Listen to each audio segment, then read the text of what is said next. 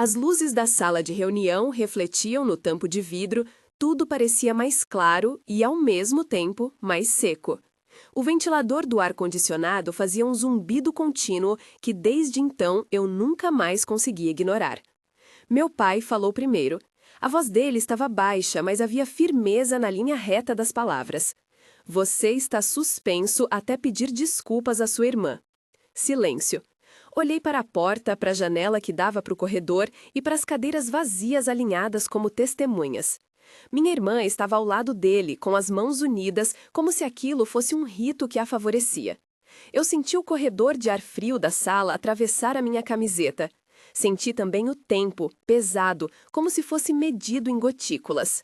A frase foi simples, a consequência explícita: suspensão.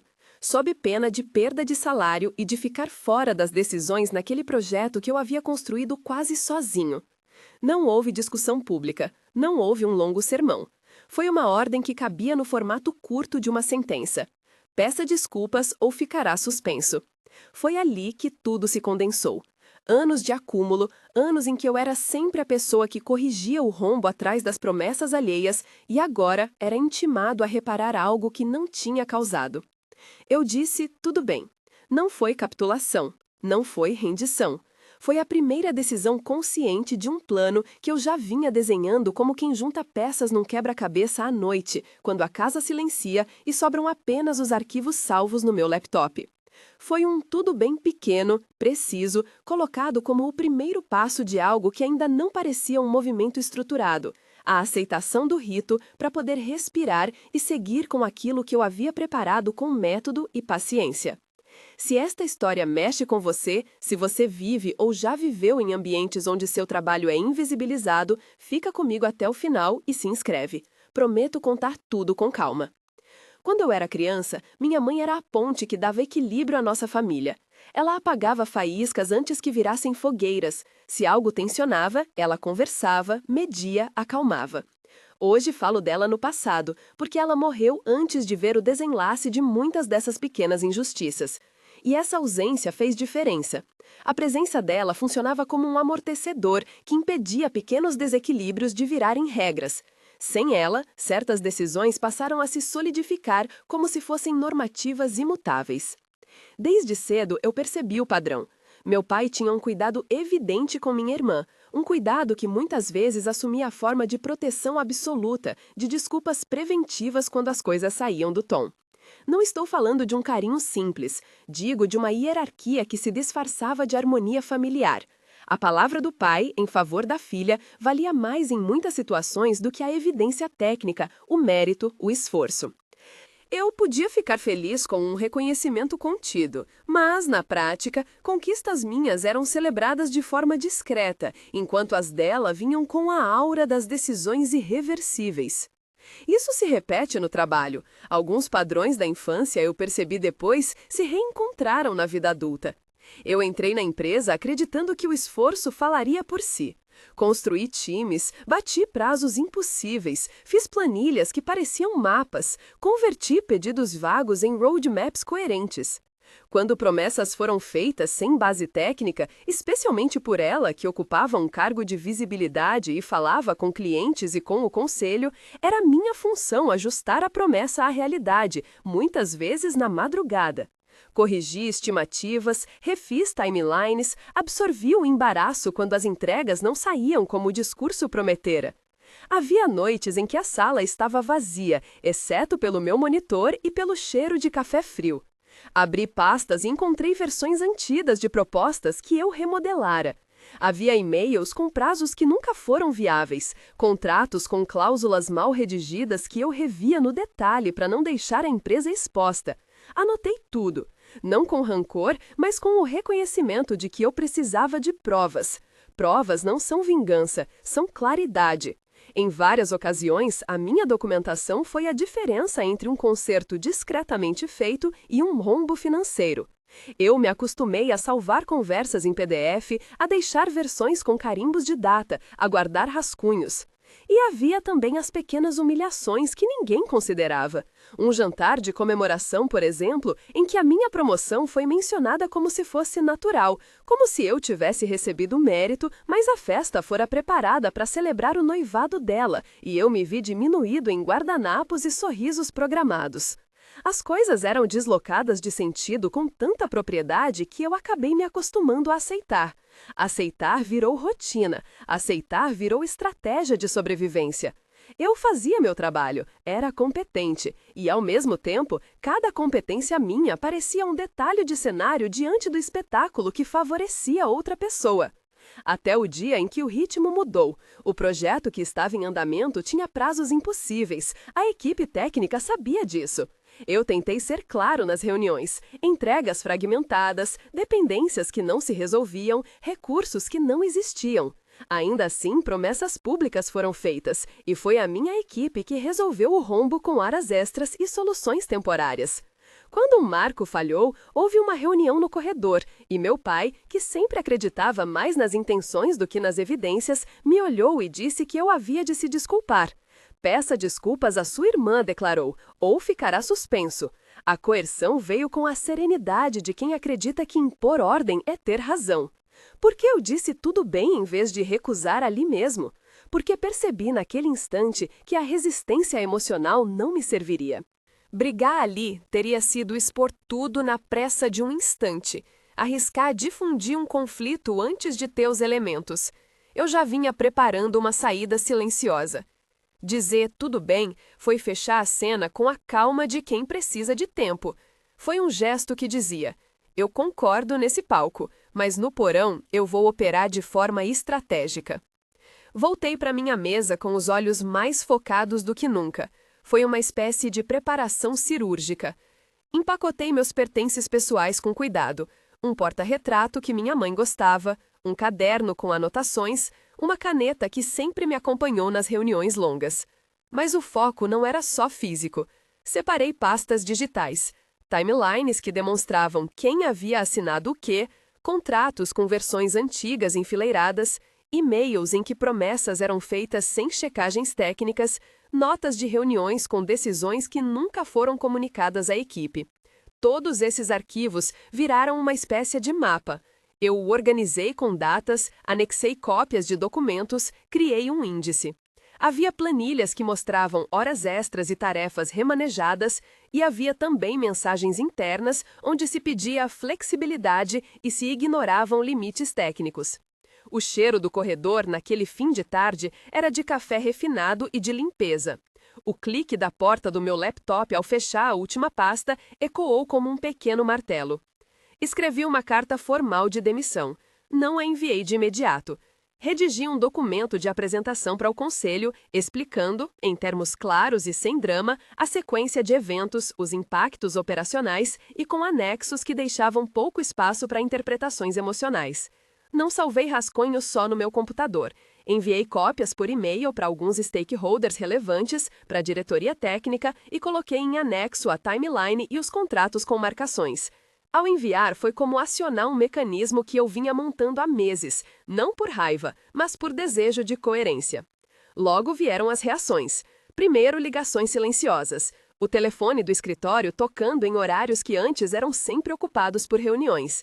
Depois, um e-mail do departamento jurídico pedindo para conversar. A minha irmã me ligou 2 vezes. A voz dela soou desconexa, como se a surpresa fosse um remédio que não descia. O advogado da empresa, uma presença formal, pediu uma reunião para esclarecer termos contratuais e comentou sobre procedimentos padrão caso houvesse uma rescisão. Eu permaneci objetivo, não dei lições, apresentei fatos. A reunião final aconteceu em uma sala menor, menos iluminada, mais afiada no ar. Meu pai estava lá, a minha irmã também, o advogado sentou-se com pastas e havia no canto um representante do conselho. Eu trouxe apenas as pastas que contei: timeline, contratos, e-mails, planilhas. Coloquei tudo sobre a mesa. As luzes eram menos implacáveis do que naquele primeiro encontro, mas havia um foco preciso em cima do material. Falei em primeira pessoa sobre cada anexo. Expliquei o que representava e, quando necessário, traduzi termos técnicos para que quem não fazia parte do dia a dia conseguisse entender as implicações. Não era uma cena de julgamento, era um ato de entrega de informação. O advogado leu em silêncio.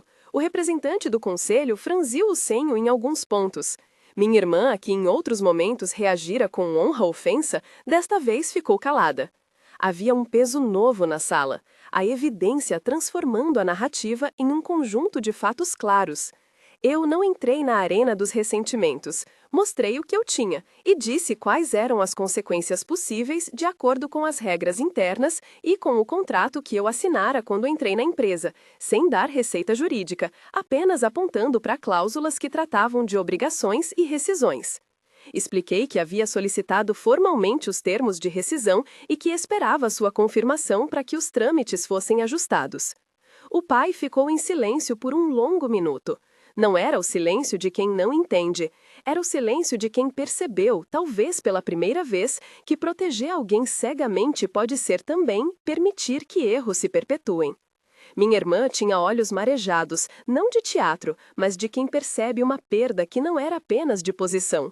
Não inventei justificativas para ela, não a coloquei no banco dos acusados. Respeitei a complexidade do relacionamento familiar. Meu objetivo ali nunca foi desnudar alguém para satisfação pessoal, era reaçar minha própria trajetória. O advogado explicou os termos com cuidado. Havia práticas internas que precisavam ser seguidas, havia prazos e havia, sim, estruturas para negociação de termos de saída. As palavras foram ditas com a cautela de quem sabe que um documento tem peso. Eu perguntei sobre um item técnico que me interessava e ouvi uma resposta que, no final, foi a confirmação de que o processo que havia iniciado com meus e-mails e anexos não era desproporcional. Não celebrei a confirmação, apenas anotei. Assinei a carta de demissão numa página que estava mais para formalidade do que para desfazer um laço. Era o término de um capítulo que eu havia decidido encerrar. Quando saí daquela sala, o corredor me pareceu mais longo e ao mesmo tempo mais vazio. O som dos passos ecoou de forma diferente. Talvez porque eu soubesse que, a partir dali, algumas histórias internas não se sustentavam mais. Talvez porque a documentação havia transformado narrativas emotivas em coisas que se podiam quantificar. A sensação era de leveza, estranha e reconfortante. Não era êxtase, era abandono do peso de consertar o que não era meu. As horas seguintes foram de um silêncio que, pela primeira vez em anos, não era resignado. Voltei para casa, o odor familiar de comida e de livros encheu o ambiente. Coloquei a caneca no balcão e respirei fundo. Liguei para uma vaga que já havia sido combinada discretamente antes. Eu não havia agido no escuro, havia preparado uma saída racional, conversado com pessoas que me ofereciam um espaço onde o mérito técnico seria valorizado sem que eu tivesse de compensar promessas alheias. Não havia nenhum tipo de festa. Havia cafés a serem bebidos com tranquilidade, noites com sono que não interrompia para revisar uma planilha às 2 da manhã. Havia, sobretudo, o tempo de reorganizar minhas prioridades. Dizem que deixar o silêncio é um fracasso. Eu aprendi que, muitas vezes, o silêncio é uma estratégia. Usei o silêncio para não me queimar em um conflito que poderia me desgastar. Usei o silêncio para reunir evidências e para construir uma saída que me devolvesse dignidade. Não é sempre que funciona assim. Não quero transformar minha história em receita. Quero apenas mostrar que há formas de decidir por si sem explosões dramáticas. É possível planejar, documentar e partir com a cabeça erguida. Ao desligar as luzes do escritório naquele último dia, senti o cheiro das caixas que levaria comigo, papel, um porta-retrato, o caderno da minha mãe. O clique da fechadura na porta teve um som definitivo. Não era o som de uma derrota, era um som de passagem. Meu pai me ligou mais tarde. Falamos poucas palavras. Ele disse que precisava pensar. Eu disse que compreendia. Minha irmã mandou uma mensagem longa. Li com a curiosidade de quem vê um retrato em reconstrução. Havia lamentações, havia alguma incompreensão. Eu não respondi no calor. Deixei o tempo fazer sua parte. Nos dias seguintes, minha rotina mudou, não instantaneamente. Havia entrevistas, havia trâmites de saída, havia conversas com antigos colegas que, em sigilo, confessaram ter sentido o mesmo durante anos. Favoritismos, decisões que negligenciavam a técnica, a cultura do conserto invisível. Isso não me confortou nem me envergonhou, apenas confirmou que eu não era um caso isolado. Simultaneamente, a oportunidade que eu já havia alinhado apareceu formalmente. Um contrato claro, funções bem definidas, equipes que entendiam o valor da documentação. Algo simples, reconhecimento técnico sem a necessidade de apagar o erro dos outros. A sensação de caminhar sem a necessidade de concordar com tudo foi libertadora. Não porque a vida tenha se tornado perfeita. A liberdade é mais sutil.